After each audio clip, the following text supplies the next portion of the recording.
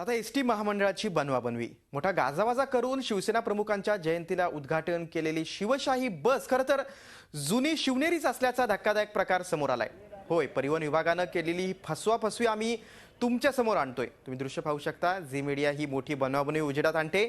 मुंबई सेंट्रलच्या भरगच्च कार्यक्रमात परिवहन मंत्री दिवाकर रावतेंनी मोठ्या दिमाखात शिवशाही बसचं लॉन्चिंग केलं, परंतु कार्यक्रम संपल्यानंतर काही वेळातच या शिवशाही बसवरचे स्टिकर एसटी कर्मचाऱ्यांनी काढण्यास सुरुवात केली आणि महामंडळानं केलेला बनाव लक्षात येऊ लागला।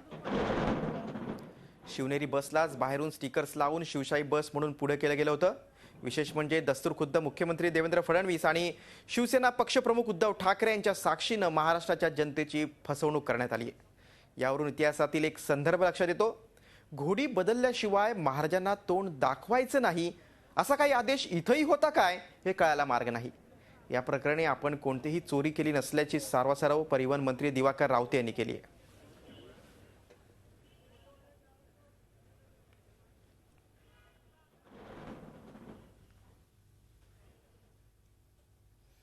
पर्दाफाश कशाला म्हणतात? जे चोरून काम करतो त्याला, ते चोरीचं असतं तर उघड झालंच नसतं काय। एवढं तरी मी तुम्हाला सुरुवातीला सांगितलं, हे जे सगळं करतोय ह्याच्यामध्ये काही उणीव असतील, त्रुटी असतील तर तुम्ही त्या सांगा। तर ह्याच्यामध्ये उणीव पण नाही, तोट पण नव्हती।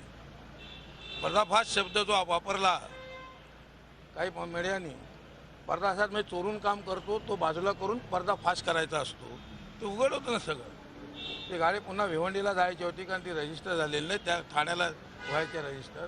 अशी गाडी माझ्याकडे होती, ती काही तेवढ्यातली होती। झी 24 तास रहा एक पाऊल पुढे।